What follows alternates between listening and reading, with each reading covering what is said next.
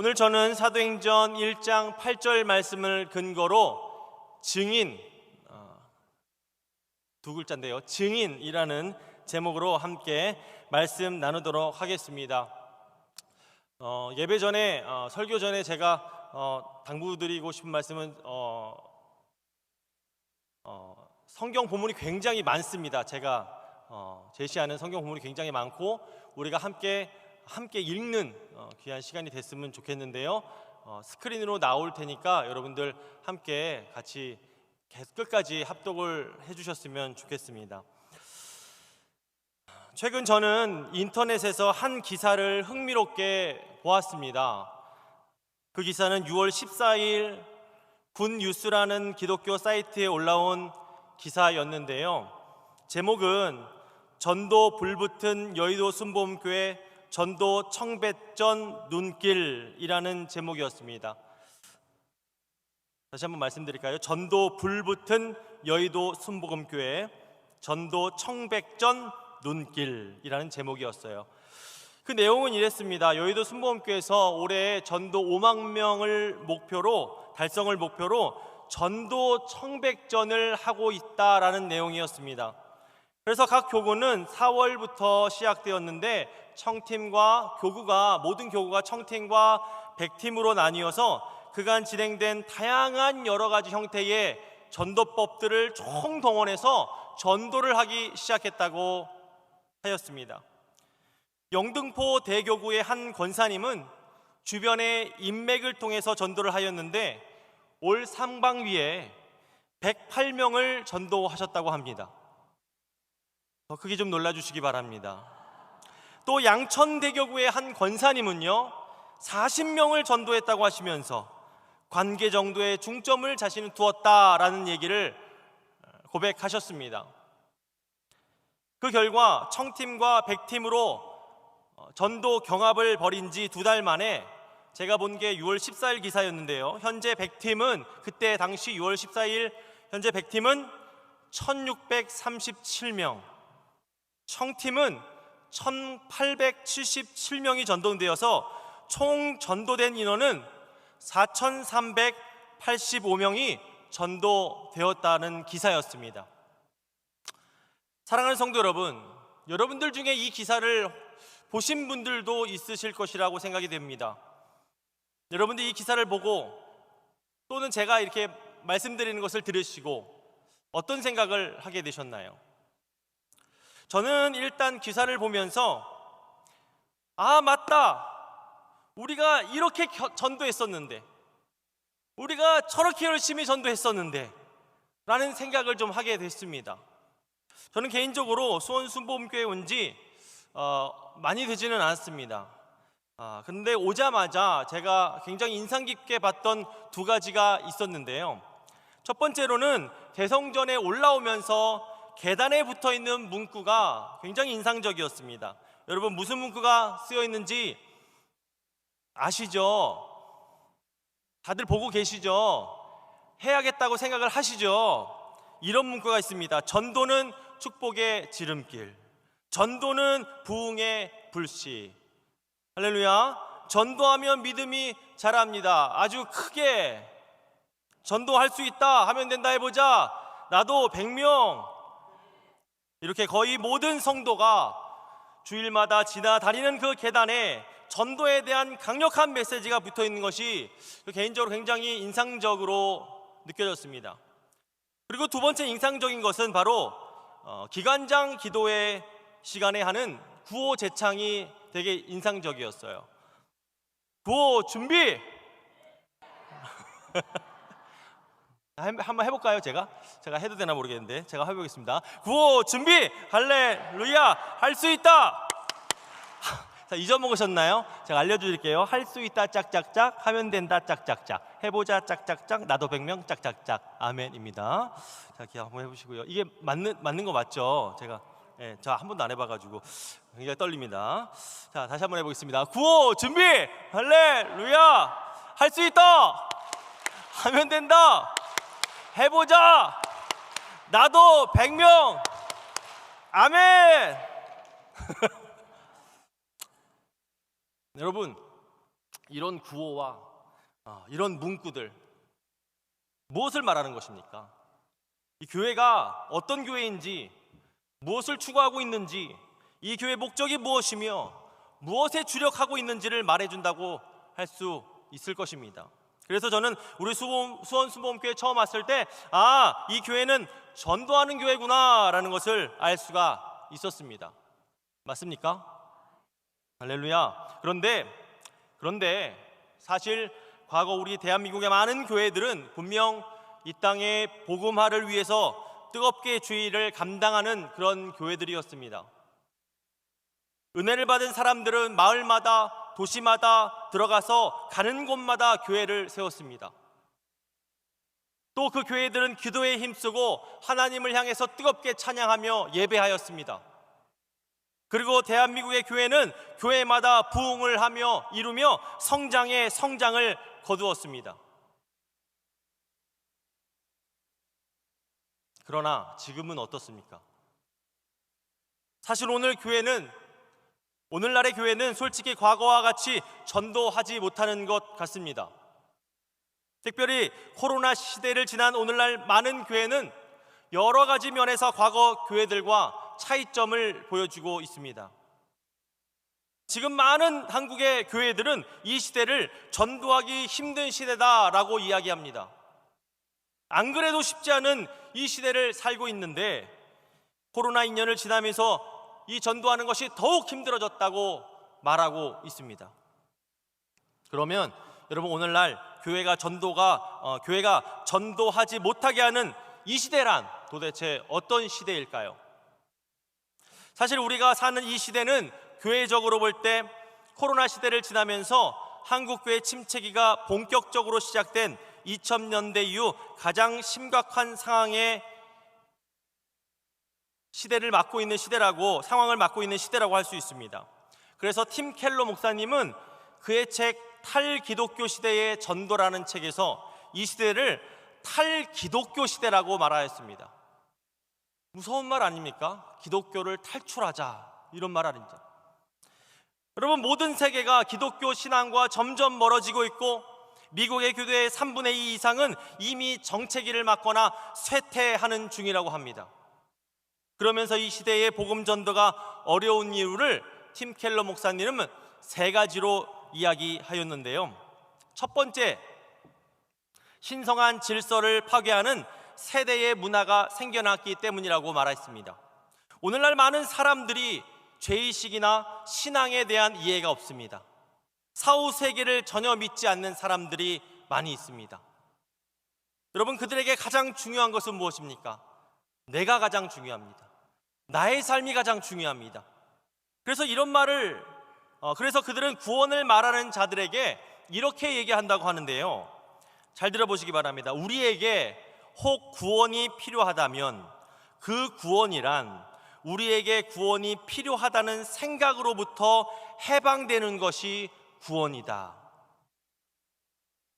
이해하시겠습니까? 여러분, 정말 무서운 말이지 않습니까?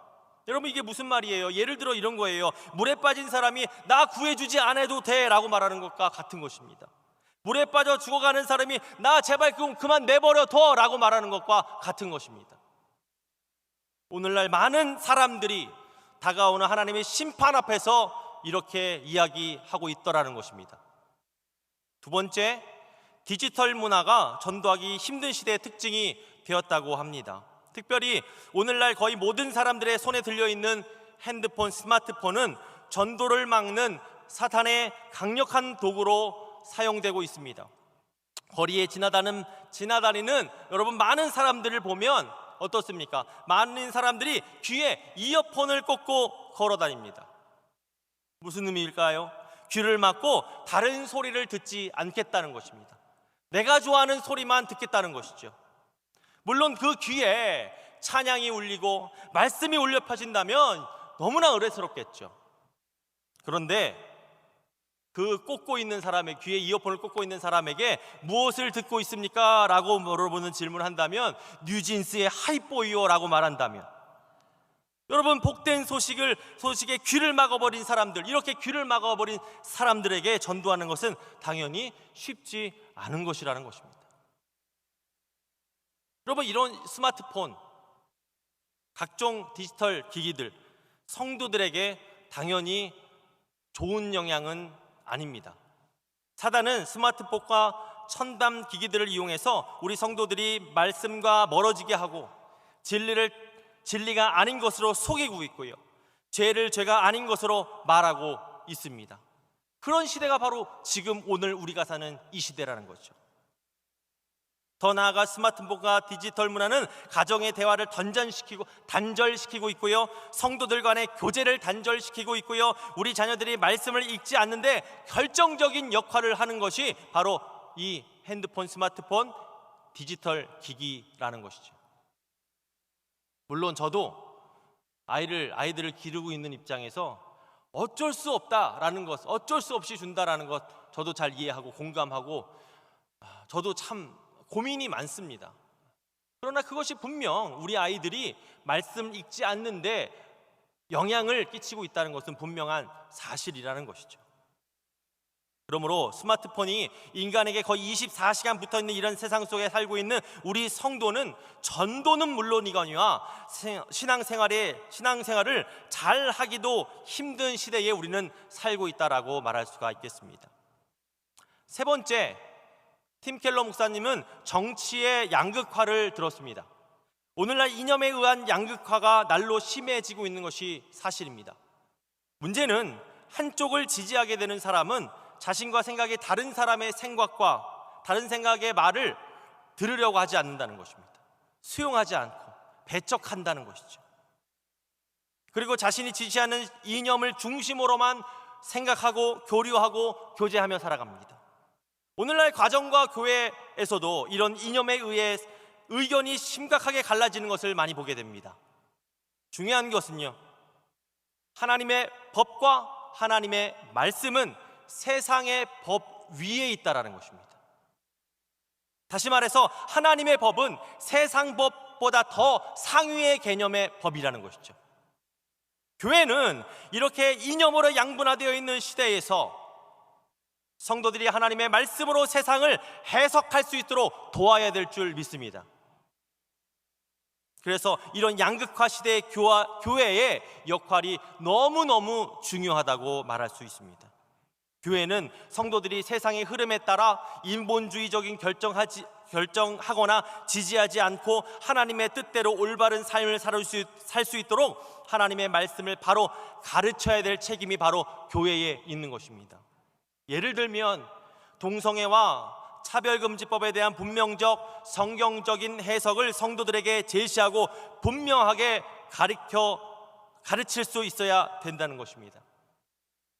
그런데 오늘날 이념이라는 것은요, 어떤 종류의 세뇌와 같아서 이념으로 무장된 사람들은 하나님의 말씀을 들으려 하지 않기 때문에 이런 사람들에게 전도는 어렵다는 것을 팀 켈러 목사님이 말씀하신 것입니다. 팀 켈러 목사님이 이렇게 세 가지의 원인을 통해서 이 시대가 탈기독교 시대가 되어가고 있다라고 말씀하셨습니다.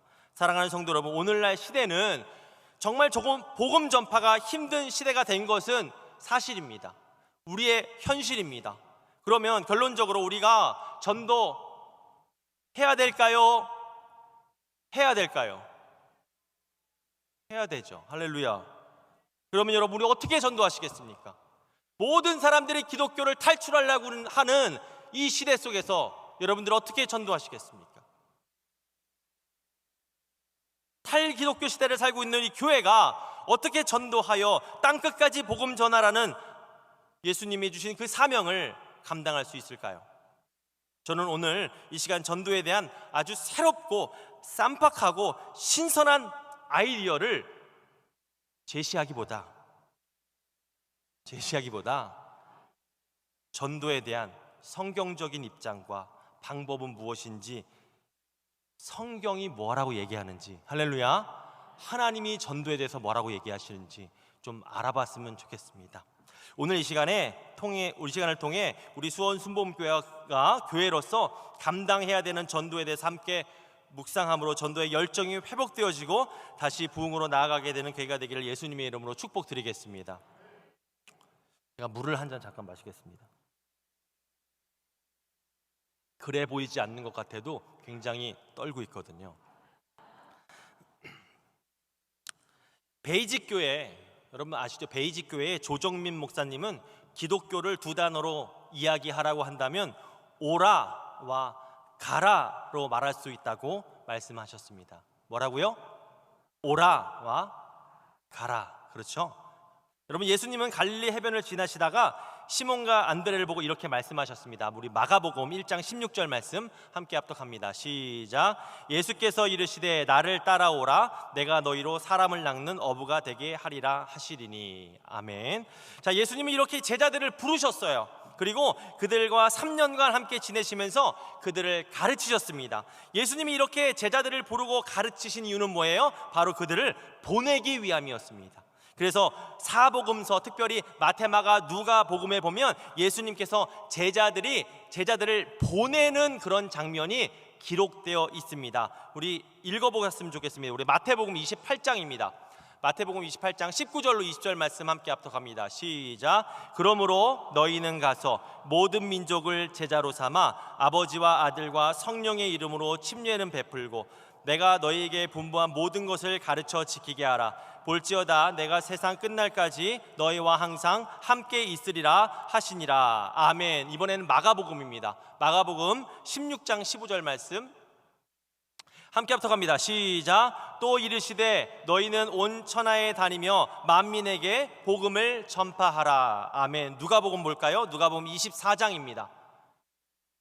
26절로 28절입니다. 합독합니다. 시작. 또 이르시되 이같이 그리스도가 고난을 받아 제3일에 죽은 자 가운데서 살아날 것과 또 그의 이름으로 죄 사함을 받게 하는 회개가 예루살렘에서 시작하여 모든 족속에게 전파될 것이 기록되었으니 너희는 이 모든 일의 증인이라. 아멘. 아멘. 할렐루야. 이렇게 예수님은 제자들을 부르시고 가르치시고 보내셨습니다. 오늘 본문의 말씀은 이 오라와 가라 사이에 예수님의 말씀이라고 할 수가 있습니다. 다시 한번 우리 본문의 말씀을 합독하기 원합니다. 시작. 오직 성령이 너에게 임하시면 너희가 권능을 받고 예루살렘과 온 유대와 사마리아와 땅끝까지 이르러 내 증인이 되리라 하시니라. 아멘. 아멘. 본문 말씀 보니까요, 예수님은 하나님께서 약속하신 성령이 임하시면 권능을 받고 지역과 조국과 세계를 살리는 증인이 될 것이다 라고 말씀해 주셨습니다. 우리는 이 말씀에서 세 가지 단어에 주목할 수 있어야 된다고 생각합니다. 첫 번째 단어는 바로 성령입니다. 성령은 하나님입니다. 할렐루야. 믿으시면 아멘 하시겠습니다. 첫 번째 중요한 단어는 바로 성령입니다. 예수님은 제자들을 세상에 보내시면서 하나님께서 약속하신 성령을 보내주실 것이니까 기다려라 라고 말씀해 주셨습니다. 그리고 4절 말씀 우리가 함께 합독하겠습니다. 시작. 사도와 함께 모이사 그들에게 분부하여 이르시되 예루살렘을 떠나지 말고 내게서 들은 바 아버지께서 약속하신 것을 기다리라. 아멘. 아멘. 여러분, 예수님은 왜 성령님을 기다리시라고 말씀하셨을까요? 그 이유는 예수님께서 사역을 하시는 동안 성령님과 함께 일하셨기 때문입니다. 즉 예수님께서 일하시는 방법이 성령님과 함께 하시는 방법으로 일하셨기 때문에 그 방법을 제자들에게 그대로 전수해주고 계신 것입니다. 예수님께서는 성령을 통해 성령의 인도하심을 받고 모든 사역을 감당하셨습니다. 특별히 사복음서에 보면 예수님께서 성령의 임재 후에 사역을 시작하시고 감당하셨다는 것을 우리가 알 수가 있습니다. 우리 마가복음 읽겠습니다. 마가복음 1장 9절로 11절 말씀입니다. 합독합니다. 시작. 그때에 예수께서 갈릴리 나사렛으로부터 와서 요단강에서 요한에게 침례를 받으시고 곧 물에서 올라오실새 하늘이 갈라짐과 성령이 비둘기같이 자기에게 내려오심을 보시더니 하늘로부터 소리가 나기를 너는 내 사랑하는 아들이라 내가 너를 기뻐하노라 하시니라. 아멘. 아멘. 또 이어지는 12절에 보니까요, 예수님은 성령의 인도하심을 받았다는 것을 우리가 알 수 있고요, 이후로 예수님은 성령의 권능으로 일하시고 일평생 성령님의 인도를 받아 사역을 감당하셨습니다. 그러므로 성령님을 통해 일하시는 예수님께서 승천하시면서 예수님께서 일하시던 그 방법 그대로를 이 제자들에게 말씀해 주셨던 것입니다. 특별히 우리 성령님은 우리가 전도할 때 할 말을 가르쳐 주시는 분인 줄 믿습니다. 우리 요한복음 있습니다. 16장 13절 말씀입니다. 함께 합독합니다.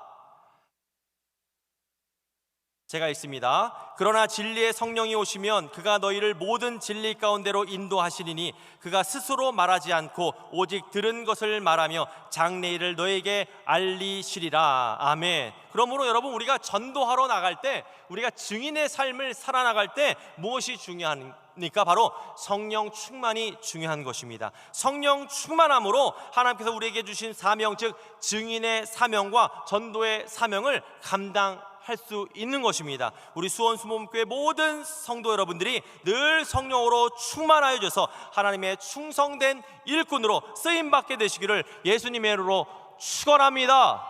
축원합니다. 두 번째 중요한 단어는 바로 권능입니다. 예수님께서 약속하신 성령이 임하였을 때 제자들은 권능을 받게 될 것이다 라고 말씀하셨어요. 그래서 제자들은 이 권능으로 놀라운 기적을 나타내며 복음 전하는 사명을 감당할 수 있었습니다. 권능이라고 번역하는 이 헬라어 단어는 두나미스라고 합니다. 이 단어는 여러 가지 뜻이 비슷하게 여러 가지가 있는데요, 이렇습니다. 능력, 기적, 놀라운 일, 기적의 능력, 이런 식으로 의미가 있습니다. 근데 신약 성경에 보면 이 단어가 하나님의 기적적인 능력과 성령의 능력을 말하고 있다는 것을 그 사용된 용례를 보면서 우리가 확인할 수가 있는데요, 우리가 이 두나미스라는 단어를 보면 기적적인 능력 외에도 더불어서 복음의 능력, 즉 말의 능력이라는 의미가 그 안에 담겨져 있다는 것을 우리가 확인할 수가 있습니다. 예를 들면 이렇습니다. 마태복음 13장 말씀 봅니다. 마태복음 13장 54절 말씀 함께 합독합니다. 시작. 고향으로 돌아가사 그들이 회당에서 가르치시니 그들이 놀라 이르시되 이 사람의 이 지혜와 이런 능력이 어디서 났느냐. 아멘. 예수님께서는 고향으로 돌아가셔서 회당에서 말씀을 가르치셨습니다. 그랬더니 예수님의 고향 사람들이 막 놀라면서 그런 저 지혜와 능력이 어디서 난 거야 도대체, 내가 다 아는데 어디서 저런 능력을 얻은 거야? 라고 했다는 것이죠. 예수님이 이 두나미스 능력은 물론 치료하는 능력, 여러 가지 능력이 있겠지만 그러면서도 예수님의 그 말의 능력이 그들을 놀라게 했다는 것입니다. 여기서 능력이라고 사용된 단어가 바로 두나미스입니다. 이번에는 사도행전 볼까요? 사도행전 6장 8절로 10절 말씀입니다. 스데반 집사님의 이야기입니다. 함께 합독합니다. 시작. 스데반이 은혜와 권능이 충만하여 큰 기사와 표적을 민간에 행하시니 이른바 자유민들, 즉 구레네인, 알렉산드라인, 길리기아와 아시아에서 온 사람들의 회당에서 어떤 자들이 일어나 스데반과 더불어 논쟁할세 스데반이 지혜와 성령으로 말함을 그들이 능히 당하지 못하여. 아멘, 아멘. 스데반 집사님은 성령으로 충만하였습니다. 할렐루야. 권능을 받았습니다. 그러므로 큰 기적과 놀라운 일들을 행하였다고 기록합니다. 그리고 열정적으로 집사님이 복음을 전파하였을 때 유대인들과 더불어 논쟁하였는데 사람들은 성령으로 충만한 이 스데반 집사님의 말을 능히 당해내지 못하였다는 것입니다. 이것이 바로 성령 충만으로 인한 권능의 결과라고 말할 수가 있는 것입니다. 즉 드나미스라는 이 단어는 우리가 능력 있게 하는 하나님의, 우리가 능력 있게 하나님의 말씀을 선포하는 것을 의미한다고 말할 수가 있겠습니다. 그래서 이 두나미스라는 헬라어 단어를 제가 사전에서 찾아보니까 여러 가지 뜻이 있는데 한 8번째쯤에 말의 힘이라는 단어 해석이 의미가 거기에 기록되어 있었습니다. 여러분, 이렇게 예수님께서 가지셨던 권능은요, 제자들에게, 그리고 당시 성도들에게, 또 오늘날을 살아가는 우리 믿음의 성도들에게 임하여진 줄 믿습니다. 동일하게 임하여진 줄 믿습니다. 그러므로 오늘날 우리의 삶의 모든 성도들에게 나타나는 권능이란 주된 권능이 바로 말씀의 능력의 형태로 나타나게 되는 것입니다. 즉, 성령이 임하시면 기본적으로 탑재되는 우리에게 주어지는 능력이 뭐예요? 말씀을 전하는, 복음을 전하는 말의 능력이 우리 가운데, 증인들 가운데, 성도들 가운데 임하게 된다는 것입니다. 그래서 사도 바울은 로마서 1장 16절에서 이렇게 얘기합니다. 함께 합독합니다. 시작. 내가 복음을 부끄러워하지 아니하노니 이 복음은 모든 믿는 자에게 구원을 주시는 하나님의 능력이 됨이라. 먼저는 유대인에게요, 그리고 헬라인에게로다. 아멘. 여러분, 이 말씀에서 하나님의 능력이 바로 말하는 능력에 두나미스를 포함하고 있다는 것을 우리는 알아야 될 줄 믿습니다. 그리고 사도행전 4장에서 성도들은 핍박 중에서 말씀을 담대히 전하며 치유와 표적과 기사가 예수님의 이름으로 이루어지게 해달라고 기도를 했습니다. 그랬더니 땅이 진동하면서 모든 무리가 성령으로 충만하여져서 담대히 무엇을 했습니까? 하나님의 말씀을 전하였다라고 기록하고 있습니다. 우리 사도행전 4장 말씀 볼까요? 사도행전 4장 29절로 31절 말씀 함께 합독하겠습니다. 시작. 주여, 이제도 그들의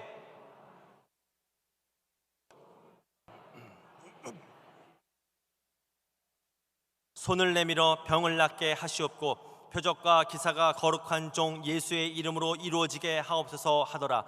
빌기를 다하며 모인 곳에 진동하더니 우리가 다 성령이 충만하여 담대히 하나님의 말씀을 전하니라. 아멘, 아멘. 이렇게 성령이 임함으로 주어지는 권능은 여러 가지 기적적인 능력과 함께 복음을 전하는 이 말의 능력이라고 할 수가 있는 것입니다. 그렇기 때문에 성령님이 임하시면요, 연약한 우리들에게는 상상할 수도 없는 그런 강력한 힘과, 할렐루야, 능력이 우리를 통해 나타나게 된다는 것을 믿으시기 바랍니다. 세 번째 중요한 단어는 바로 증인입니다.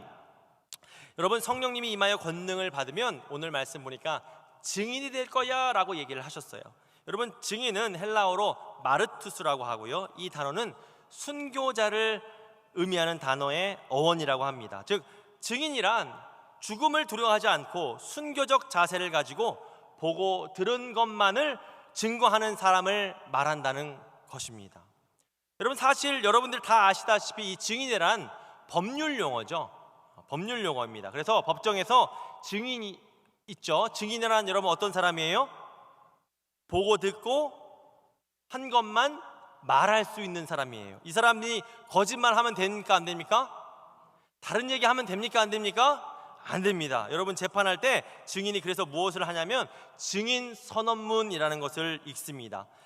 그때 법정에 선 증인이 이렇게 오른손 들고 여러분 이렇게 선언한대요. 제가 해볼게요. 양심에 따라 숨김과 보탬이 없이 사실 그대로 말하고 만일 거짓이 있으면 위증의 벌을 받기로 맹세합니다 라고. 여러분, 한 번쯤은 다 보셨죠?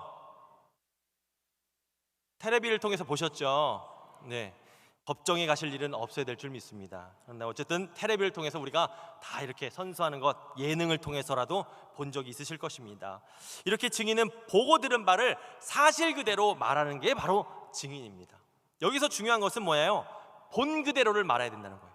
본 그대로를 그대로 말하는 것이 중요한 것입니다. 그러므로 여러분, 예수님의 증인이란 그러면 어떤 사람을 얘기할까요?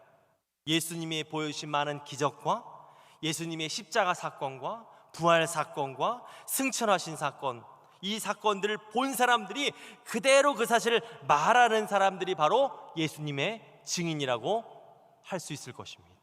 사랑하는 성도 여러분, 우리 모두는 예수님의 증인입니다. 예수님의 증인입니다. 여러분, 그러나 정확하게 말하면 여러분, 예수님 보셨어요? 예수님 보신 적 있으세요? 여러분, 여기 계신 분들 중에 예수님 보신 분 있으세요? 여기 계신 분들 중에 예수님 죽으시고 부활하시고 칭찬하실 때 거기 함께 계셨던 분 계세요? 여러분, 그럼에도 불구하고 우리는 증인인 줄 믿습니다. 왜 그렇습니까? 우리가 그랬다는 복된 소식을 우리가 들었기 때문입니다. 할렐루야. 잘 생각해 보세요. 여러분, 우리 모두는 누군가 전해주는 복음을 듣고 전도된 사람입니다.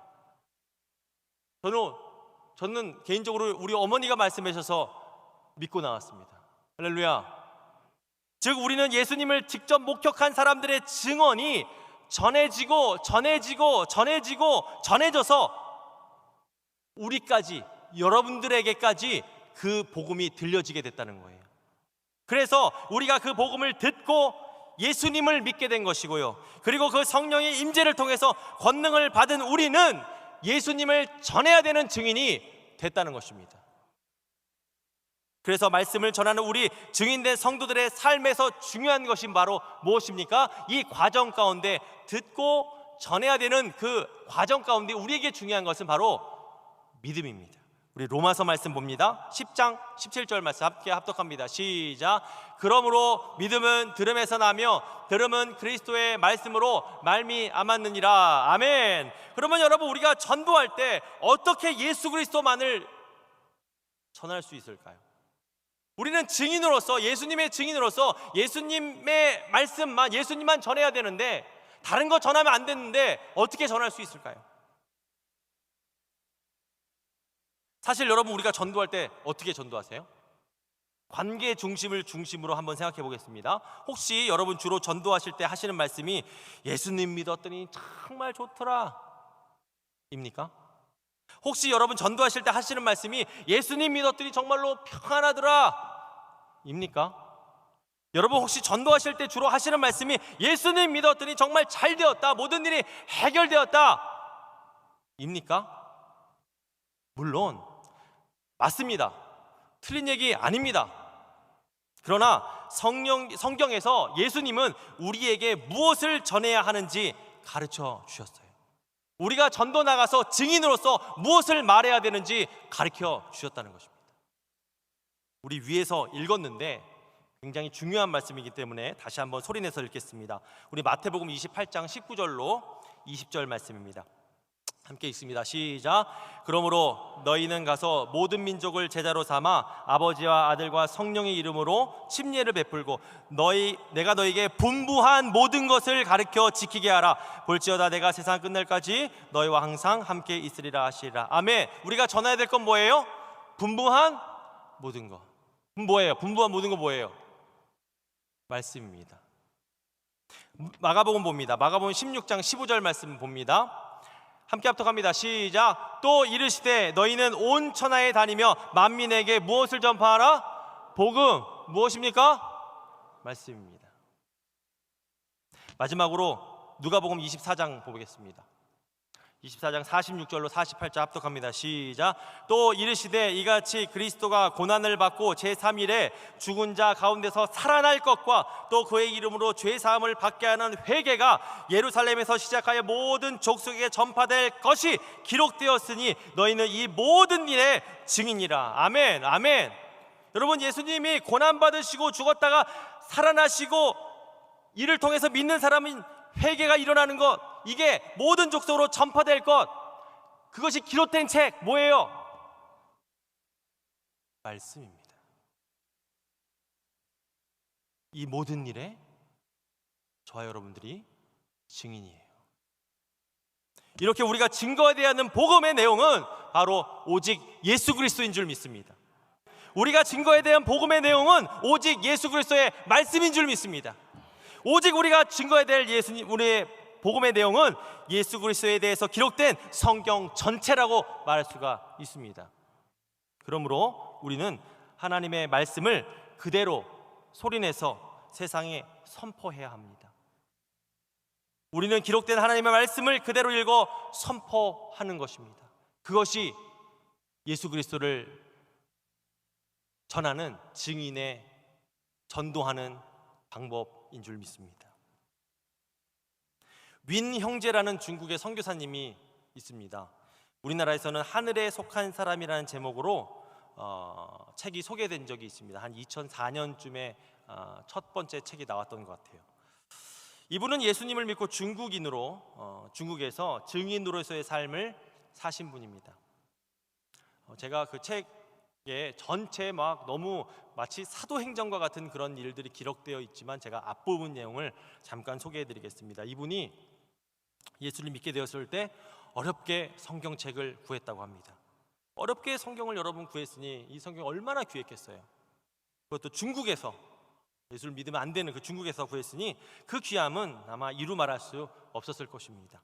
그래서 이 윈 형제는 늘 이 성경 말씀을 읽었대요. 틈나는 대로 읽었다고 합니다. 그런데 어느 날 사도행전 1장 8절, 오늘 본문 말씀이죠. 이 말씀을 읽고 이렇게 기도했다고 합니다. 성령 하나님, 성령의 권능을 부어주시옵소서. 기꺼이 주님의 증인이 되겠습니다.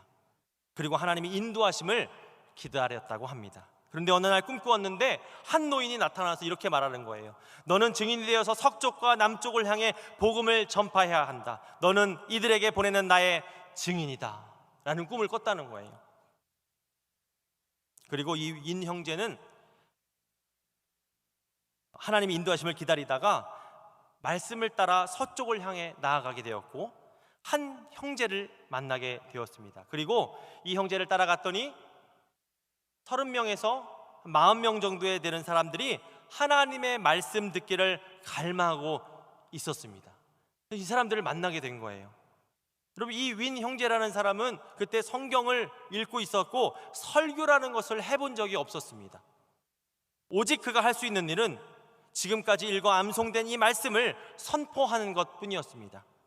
그래서 이 윈 선교사님은 눈을 감고 그들에게 마태복음 전체를 큰 소리로 암송하기 시작했습니다.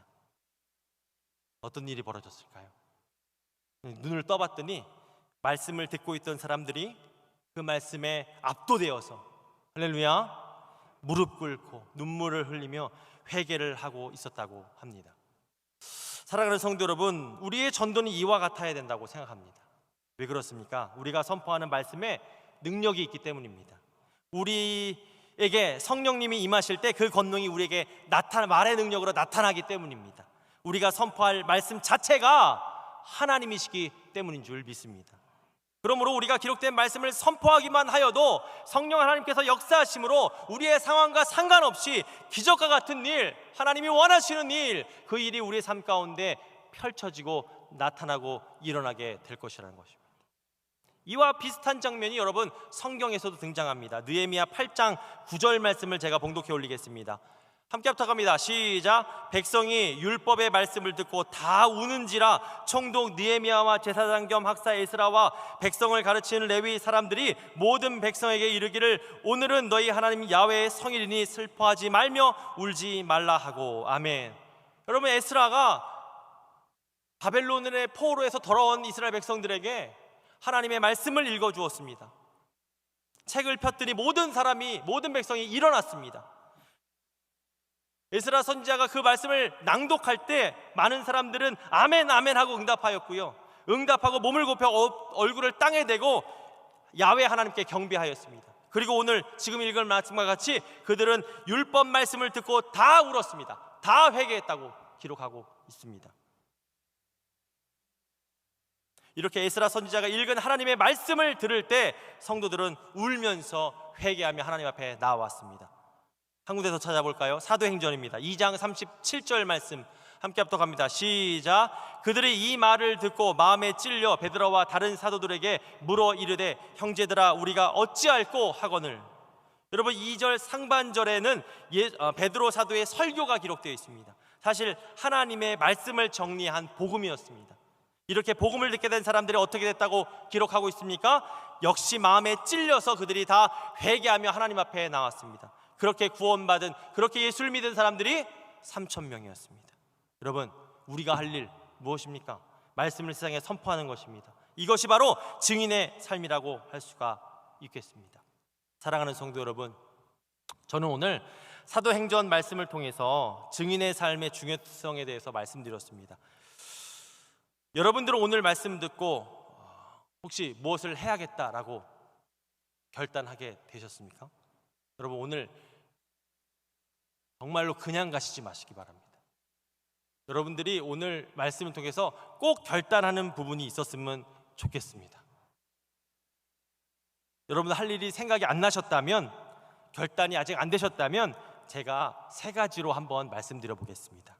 첫 번째로 여러분 주야로 성경을 소리내서 읽으시기 바랍니다.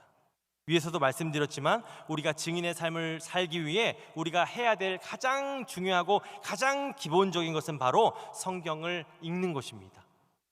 성경에는 말씀을 들어야 된다고 말하고 있는데요, 그런데 생각해보면 당시 사람들이 우리와 같이 어떤 기회가 있어서 성경을 읽어주지 않았었을 것입니다.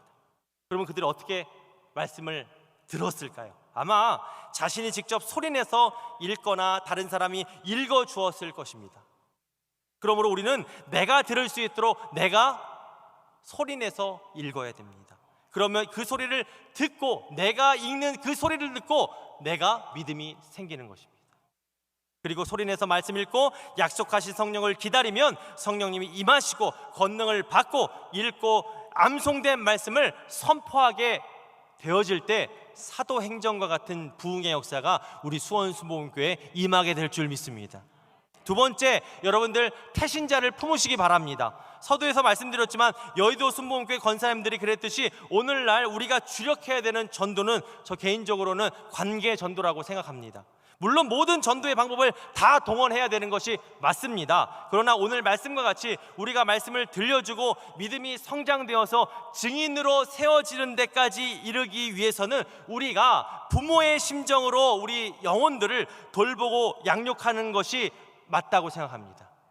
그래서 성경은 이런 전도의 씨를, 이런 전도를 씨를 뿌리고 열매 맺는 것에 비유하기도 하고요, 자녀를 기르는 것에 비유해서 말하기도 하였습니다. 그러므로 우리는 태신자를 품고 내가 품은 영혼들이 증인이 될 때까지 돌보는 역할을 감당해야 될 줄 믿습니다. 두 번째, 태신자를 품으시기 바랍니다. 세 번째, 여러분 기도하시기 바랍니다. 여러분 잘 익은 감은 살짝만 건드려도 툭 터집니다. 그죠? 고구마는 잘 익었을 때 젓가락으로 푹 찌르면 어떻게 돼요? 쑥 들어갑니다. 그래요. 마찬가지로 예수님을 주님으로 영접할 마음의 밭이 준비된 사람은 우리가 전도할 때, 그 사람 만나게 해달라고 기도했을 때 여러분 우리가 만나게 되고 바로 그 자리에서 하나님 영접할 수 있게 되는 것입니다. 여러분 마가복음 9장 29절 말씀에 예수님은 기도 외에 다른 것으로는 이런 종류가 나갈 수 없다고 말씀하셨어요. 그러므로 한 영혼이 주님께 돌아오고 변화되어 증인이 되기까지는 우리의 기도는 필수입니다. 제가 필수라서 더 길게 말씀 안 드립니다. 사랑하는 성도 여러분, 오늘날 우리가 왜 전도가 힘들어졌을까요? 정말 과거에 비해 강력해진 세상 때문에 우리가 힘들까요?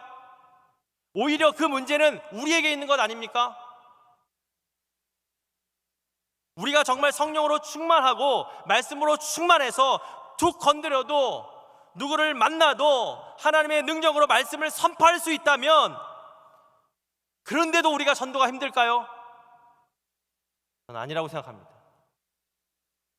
여러분 오늘 말씀 기억하시고 결단하시고 여러분들의 삶에 말씀으로 충만해져서 언제 어디서나 누구에게나 말씀을 선포하며 이 마지막 때에 온전한 증인의 삶을 살아나가시는 여러분들 되시기를 예수님의 이름으로 축복합니다. 축복합니다.